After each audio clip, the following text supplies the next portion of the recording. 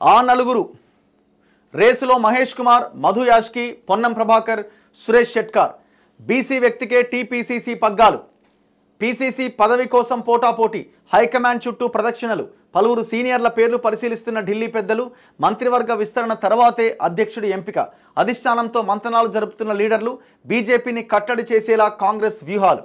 ఇప్పుడు ఒక కంపల్షన్ ఏర్పడ్డది కాంగ్రెస్కి కూడా. బీజేపీ ఈటల రాజేందర్ని అధ్యక్షుడిగా పెట్టే అవకాశం ఉందనే కొన్ని వార్తలు వస్తున్నాయి. ఆయన కూడా అమిత్ షాని కలిసిరు. బేసిక్గా ఆయనకి మినిస్ట్రీ వస్తుందని అనుకున్నారు, కానీ అక్కడ కిషన్ రెడ్డికి, బండి సంజయ్కి అవకాశం కల్పించారు. కిషన్ రెడ్డికి క్యాబినెట్ హోదా, బండి సంజయ్కి సహాయ మంత్రి పదవి. సో దీంతో ఇంకక్కడ మంత్రి అయ్యే అవకాశాలు లేవు.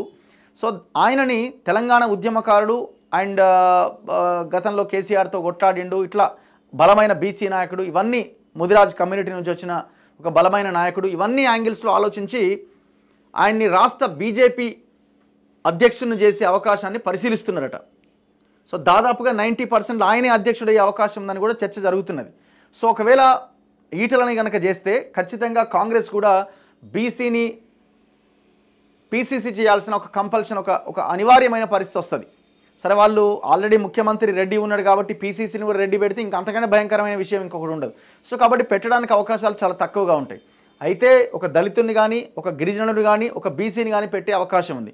సో అక్కడ వాళ్ళు ఈటల అన్న ప్లాన్ ఆలోచన చేస్తున్నారు కాబట్టి ఇక్కడ కూడా వీళ్ళు బీసీకి అవకాశం ఇవ్వచ్చు. సో ఇప్పుడున్న పరిస్థితుల్లో ఒకవేళ బీసీకి కనుక అవకాశం ఇస్తే ఎవరు అవ్వడానికి అవకాశం ఉంది? పొన్నం ప్రభాకర్ పేరు వినిపిస్తున్నది, మధు యాష్కి గౌడ్ పేరు వినిపిస్తున్నది, మహేష్ కుమార్ గౌడ్ పేరు వినిపిస్తున్నది, సురేష్ షెట్కార్ పేరు వినిపిస్తున్నది. ఇక్కడ ఈ నలుగురిలో ఎవరికి అవకాశాలు ఉన్నాయి అన్నది కనుక మనం ఒక్కసారి బేరీజ్ వేసుకుంటే ఆల్రెడీ ఇందులో పదవులు ఉన్న వాళ్ళు ముగ్గురు ఉన్నారు. మహేష్ కుమార్ ఎమ్మెల్సీగా ఉన్నాడు, పొన్నం ప్రభాకర్ ఎమ్మెల్యే మంత్రి కూడా, సురేష్ షెట్కార్ ఎంపీగా ఉన్నారు. మధు యాష్కి మొన్నటి ఎలక్షన్లో ఎల్బీ నగర్ నుంచి పోటీ చేసి ఓడిపోయింది. అంటే ఇప్పుడు పదవి లేని వ్యక్తి మధు యాష్కి మాత్రమే ఉన్నారు. అండ్ ఇంకొకటి ఇక్కడ సురేష్ షెట్కార్ లింగాయత్ కమ్యూనిటీ, అంటే ఒక బీసీకి టికెట్ ఇవ్వాలి అన్న ఆలోచన కనుక చేస్తే, సో లింగాయత్ కమ్యూనిటీ పెద్దగా ప్రభావం చూపలేనిటువంటి కమ్యూనిటీ, అంటే ఎక్కువ మంది లేని కమ్యూనిటీ. అండ్ దట్టు ఇంకొకటి ఏంటంటే ఇది నారాయణ్ ఖేడ్, జహీరాబాద్ ఈ ప్రాంతంలోనే బలంగా ఉన్న కమ్యూనిటీ. సో మిగతా టోటల్ తెలంగాణలో అంతగా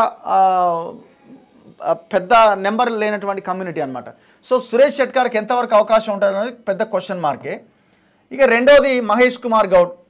ఒకవేళ అక్కడ ఈటలను చేస్తే మహేష్ కుమార్ గౌడ్ ఎంతవరకు యాప్ట్ అవుతారు? సరైన రేవంత్ రెడ్డికి దగ్గరగా ఉంటారు, రేవంత్ చెప్పింది చేస్తారు, ఇవన్నీ ఉన్నప్పటికీ సో ఎంతవరకు బలమైన, అంటే తన సొంత నిర్ణయాలు తీసుకుంటూ దూకుడుగా ముందుకెళ్ళడానికి అవకాశాలు ఉంటాయి అన్నది. సో మహేష్ కుమార్ గౌడ్ మంచి వ్యక్తి అండ్ సాఫ్ట్ నేచర్ ఉన్న వ్యక్తి. సో ఆయన ఎంతవరకు ఆ పదవికి ఇది చేయగలుగుతారు అన్నది ఒక పెద్ద క్వశ్చన్ మార్క్.